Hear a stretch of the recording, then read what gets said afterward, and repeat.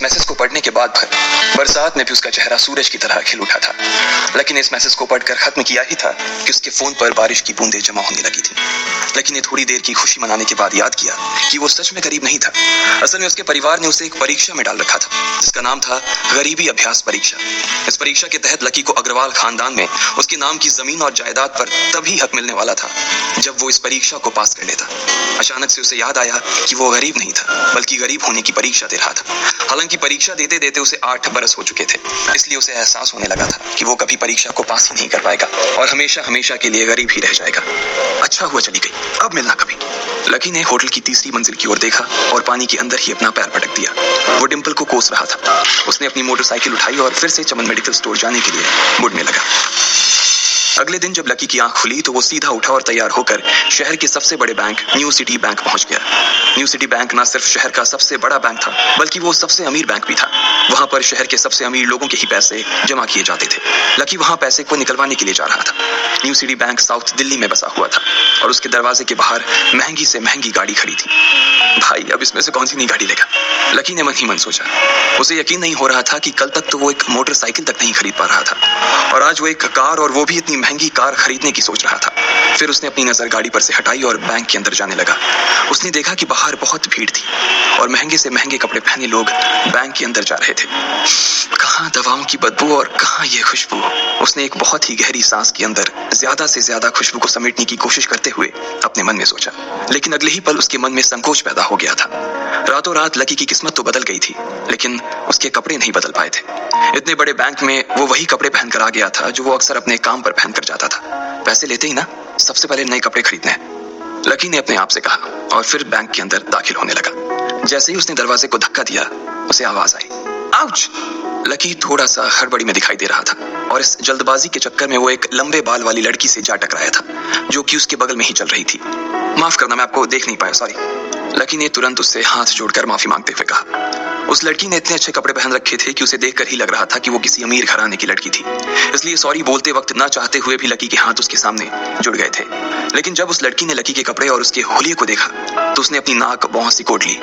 वो लगभग हर रोज इस बैंक में आया और जाया करती थी लेकिन उसने आज तक इस बैंक के अंदर लकी जैसे फटीचर आदमी को घुसते हुए नहीं देखा था। उसके बालों में से आंवले की तेल की गंध आ रही थी। उसने गुस्से भरी नजरों से लकी की ओर देखा और बोली, क्यों नहीं देख पाए? मैं क्या ट्रांसपेरेंट हूँ? तुम्हें इतनी बड़ी लड़की दिखाई नहीं देती? इससे पहले कि बात आगे बढ़ती उस लड़की ने देखा कि इस बैंक की मैनेजर यास्मीन पटेल उन दोनों की ओर बढ़ी चली आ रही है। उसने भी लकी को देखकर वैसी ही शक्ल बनाई थी जैसी शक्ल उस लंबी लड़की ने बनाई थी। I am so sorry miss, आपको कहीं लगी तो नहीं? यास्मीन ने उस लड़की से पूछा और फिर घिन्न भरी नजरों से लकी की ओर देखने लगी। लकी तमतमाती आंखों से उन दोनों को देखा जा रहा था। वो जानता था कि उसने इतनी जोर से भी दरवाजा नहीं खोला कि उसे चोट लग जाए, लेकिन असल में उसे यह मालूम नहीं था कि वो लोग उसे नहीं बल्कि उसके कपड़े को देख रहे थे। यास्मीन ने लकी को ऊपर से नीचे तक देखा और ना जाने उसके मन में क्यों शक पैदा हो गया। क्या आप मुझे बता सकते हैं कि आप यहाँ पर किस काम से आए हैं? यास्मीन ने बड़ी मुश्किल से अपने चेहरे पर एक मुस्कान लाते हुए कहा। वो उसका हुलिया देखकर ही समझ गई थी कि वो यहाँ का कस्टमर तो नहीं था, लेकिन अपने आप को संभाला और कहा, हाँ वो मैं अपना पैसा निकलवाने के लिए आया था। पैसे निकलवाने के लिए आए हो? यास्मीन ने लकी की बात को ही दोहराते हुए कहा। वैसे तो वो लकी की बात पर जोर से हंसना चाहती थी लेकिन उसने अपने आप को थोड़ा सा काबू में कर लिया था। लकी की बात सुनकर उसे लग रहा था कि वो कोई पागल था जो यहाँ जबरदस्ती घुसा चला रहा था। हाँ तो क्या आपके पास कार्ड है? यास्मीन ने उससे आगे पूछा। न्यू सिटी बैंक का कार्ड हासिल करना एक बहुत ही मुश्किल भरा काम था। अगर किसी को भी उस बैंक का कार्ड लेना था तो सबसे पहले उस आदमी को अपने खाते में कम से कम 5 लाख रुपए जमा करवा कर रखने पड़ते थे, तब जाकर उसे कहीं कार्ड मिलता था। लेकिन लकी तो पहली बार ही यहाँ आ रहा था, इसलिए उसके पास कार्ड होने की कोई संभावना ही नहीं थी। लकी जब यास्मीन के सवाल का जवाब नहीं दे पाया तो यास्मीन ने फिर उससे पूछा, मैं पूछ रही हूँ कि आपके पास कार्ड है? वो समझ गई थी कि लकी पागल ही था जो कहीं से भागकर सीधा उनके बैंक में आ गया था। कार्ड नहीं मेरे पास। लकी ने उसके सवाल का जवाब दिया और वो फिर इधर उधर देखने लगा। जैसे ही उस लंबे बालों वाली लड़की ने लकी का जवाब सुना तो वो खिलखिलाकर हंस पड़ी। यास्मीन को तो सिर्फ लग रहा था कि वो पागल है, लेकिन वो लड़की तो अपने मन में मान चुकी थी कि यह लड़का कोई पागल ही है जो कहीं झोपड़पट्टी से यहाँ आ गया है। इससे पहले कि आगे कोई कुछ कह पाता उस लंबे बालों वाली लड़की के पिता वहां आ गए और बोले, चलो बेटी। उनके हाथों में कुछ कागजात थे। लकी ने देखा कि उन्होंने महंगा सा सूट पहन रखा था। उस लड़की ने यास्मीन के दोनों हाथों को पकड़ा और बोली, यास्मीन देखो, अगर इस तरह के सड़क छाप लोग तुम्हारे बैंक में ऐसे ही घुसते चले आए ना और बाकी कस्टमर्स को परेशान करने लगे तो तुम्हारे बैंक की इमेज और उसके शेयर्स दोनों को काफी नुकसान होगा। एक मैनेजर होने के नाते तुम्हें इन सब चीजों का ध्यान रखना चाहिए। मुझे उम्मीद है कि आगे मेरे साथ ऐसा कुछ नहीं होगा। उस लड़की ने कहा और अपने पिता के साथ बैंक के बाहर चली गई। अपना ध्यान रखना कोयल मैडम। मैनेजर ने उसकी गाड़ी तक छोड़ने के लिए आते हुए कहा। आज तो वो बाल बाल बच गई थी। कोयल और उसके पिता इस बैंक के सबसे पुराने और सबसे वफादार कस्टमर्स थे। अगर आज यास्मीन उन्हें नाराज कर देती और वो उसके बैंक से अपना खाता बंद करवा देते तो शायद यास्मीन की नौकरी तक जा सकती थी। और यह सब हो रहा था उस पागल लकी की वजह से।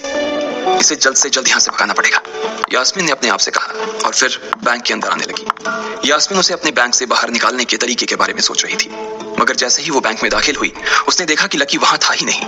अरे अब ये कहां चला गया, उसने अपने आप से पूछा। वो इधर उधर देखने लगी लेकिन लकी वहां भी नहीं था। यास्मीन को अच्छे से पता था कि वो उसके सामने तो बाहर नहीं निकला था, इसका मतलब था कि वो बैंक के अंदर ही था, लेकिन यास्मीन उसे ढूंढ नहीं पा रही थी। कुछ देर तक बैंक के सारे कोनों को देख लेने के बाद यास्मीन को लगा कि शायद लकी यहाँ बहुत ही असहज महसूस कर रहा होगा, और जब वो कोयल को दरवाजे पर छोड़ने के लिए आई तब उसके पीछे पीछे वो भी निकल गया होगा। चलो जान बची, यास्मीन ने अपने आप से कहा और अपने केबिन में आकर बैठ गई। जैसे ही उसने आज के दिन की पहली फाइल उठाई थी उसे किसी एक की झलक दिखी। ये कोई और नहीं बल्कि लकी ही था।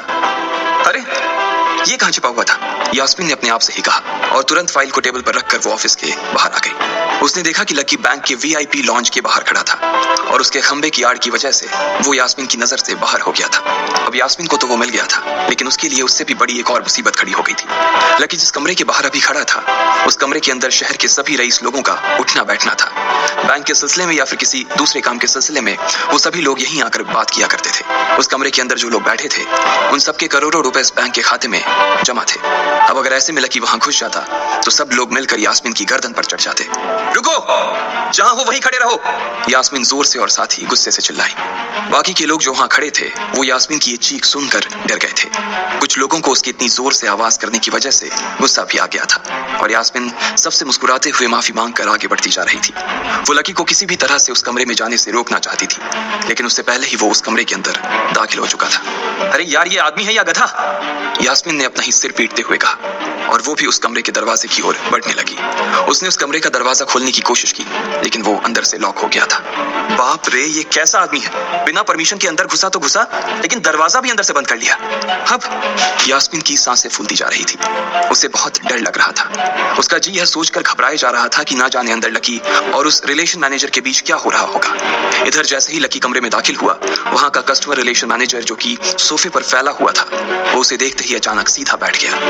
हेलो सर, कैसे हैं आप? उसके मुंह से बिना लकी को देखते हुए ये शब्द निकले। उसे याद था कि इस कमरे में कुछ खास लोग ही आते थे और जो भी आते थे यास्मीन उनके आने की खबर उसे पहले ही दे देती थी, लेकिन इस वक्त जो आदमी उसके सामने खड़ा था उसे देखते ही वो अपनी जगह पर जम गया था। ना तो वो कहीं से भी वीआईपी लग रहा था और ना ही वो उसका कोई रिश्तेदार था। कौन हो भाई तुम, क्या चाहिए तुम्हें? उस मैनेजर ने 20 साल के जवान लड़के को देखते हुए कहा। मैं यहाँ अपना पैसा लेने आया हूँ, लकी ने सीधे मुद्दे की बात को मैनेजर के सामने रखते हुए कहा। तुम्हारे पास हमारा सुप्रीम कार्ड है? मैनेजर ने उससे ऊपर से नीचे तक देखा और पूछा। नहीं नहीं, मेरे पास कोई कार्ड नहीं है, लकी ने कहा। तो फिर हम तुम्हें कोई पैसा नहीं दे सकते, चलो अभी दरवाजा खोलो और सीधा बाहर निकलो, मैनेजर ने कहा और सोफे पर से उठ गया। नहीं, मैं अपना पैसा लिए बिना नहीं जाऊंगा यहाँ से, लकी भी जिद पर अड़ गया। अरे बोला ना, बिना कार्ड वाले को पैसा नहीं मिलता है, और वो भी पैसा होगा तब तो मिलेगा ना, मैनेजर ने उसके करीब आते हुए कहा। अरे पैसा है तभी तो निकालने आया हूँ सर, लकी ने कहा। देख, फालतू की बहस मत कर सुबह सुबह, वरना मैं सिक्योरिटी को बुला लूंगा तो वो लोग मार मार कर बाहर निकालेंगे तुझे। लकी यह सुनकर घबरा गया था। मैनेजर के चेहरे का गुस्सा उसे साफ नजर आ रहा था, लेकिन ऐसा भी नहीं था कि वो झूठ बोल रहा था। भले ही उसके पास कार्ड नहीं था, लेकिन इसका मतलब ये नहीं था कि वो अग्रवाल खानदान का लड़का नहीं था। जैसे जैसे मैनेजर उसकी ओर बढ़ता चला जा रहा था लकी का डर भी बढ़ता जा रहा था। मैनेजर को लग रहा था कि वो कोई संकी था और वो उसे धक्का मारकर बाहर निकालने के लिए आगे बढ़ ही रहा था कि अचानक घबराए हुए लकी के दिमाग में एक आइडिया आया। फिंगरप्रिंट, उसने अपना अंगूठा कमरे में मौजूद उस मैनेजर के सामने उठाते हुए कहा। फिंगरप्रिंट? कौन सा फिंगरप्रिंट? मैनेजर ने चौंकते हुए पूछा। अरे अरे, आपने कहा ना कि आपको कार्ड चाहिए, पर मेरे पास कार्ड नहीं है, फिंगरप्रिंट है, और मुझे मालूम है कि आपके यहाँ फिंगरप्रिंट से भी पैसे निकलते हैं। ये कहते ही लकी ने एक राहत की सांस ली थी, लेकिन मैनेजर को यह समझ नहीं आ रहा था कि आखिर लकी को फिंगरप्रिंट की जानकारी मिली कैसे। तुम फिंगरप्रिंट यूज करना चाहते हो? मैनेजर ने लकी को घूरते हुए पूछा। लकी की शक्ल और उसका हुलिया मैनेजर के लिए उसकी बातों से मेल नहीं खा रहा था। हाँ, मैं फिंगरप्रिंट यूज करना चाहता हूँ सर, लकी ने सीना चौड़ा करते हुए कहा। उसे इस तरह देख तो मैनेजर और भी कंफ्यूज हो गया था। मैनेजर ने सोचा कि उसे एक चांस देना चाहिए, इसलिए उसने लकी को फिंगरप्रिंट इस्तेमाल करने की इजाजत दे दी थी। वो अपनी टेबल के पास गया और उसके दराज में फिंगरप्रिंट वाली मशीन ढूंढने लगा। 2-3 ड्रॉर में झांकने के बाद आखिरकार उसे वो मशीन मिल गई थी। चुपचाप यहाँ पर अपना अंगूठा लगाओ। मैनेजर ने मशीन को आगे बढ़ाते हुए लकी से कहा। लकी ने अपनी फटी हुई पैंट के पिछले हिस्से में अपना अंगूठा पोंछा और फिर उस मशीन पर लगा दिया। 2 सेकंड बाद मशीन में से एक आवाज आने लगी। उसके अंदर एक लाल बत्ती चल रही थी और वो जोर जोर से बीप कर रही थी। देखा, तुम्हारा फिंगरप्रिंट मैच नहीं कर रहा है। मैंने पहले ही बोला था कि कोई खाता नहीं है इस बैंक में तुम्हारा। मैनेजर ने लकी को ऐसे देखा जैसे वो कोई बड़ा अपराधी था। मैनेजर उसकी पैंट की ओर देखने लगा। उसे लग रहा था कि लकी ने अपनी जेब में कोई हथियार छुपा रखा था और वो मैनेजर को बेवकूफ बना रहा था। इससे पहले कि लकी अपनी जेब से कोई बंदूक या बम निकालता, मैनेजर ने अपना फोन निकाला और पुलिस का नंबर लगाने लगा। लकी ने उसकी स्क्रीन पर देख लिया था कि वो 100 नंबर पर फोन लगा रहा था। लकी बुरी तरह से घबरा गया था। वो बहुत ही उत्साह और जोश में अंदर तक तो चला गया था, लेकिन उसे मालूम नहीं था कि वो इतनी बड़ी मुसीबत में फंसने वाला है। अब आगे क्या होने वाला था? क्या लकी उसे पुलिस को बुलाने से रोक पाता? कहीं उसे कोई फेक मैसेज तो नहीं आया था? लकी कैसे इन मुसीबत से बाहर निकलेगा? आपको क्या लगता है, क्या होंगे इन सभी सवालों के जवाब? कमेंट बॉक्स में कमेंट करके जरूर बताएं और सभी सवालों के जवाब को जानने के लिए सुनते रहिए इंस्टा मिलेनियम।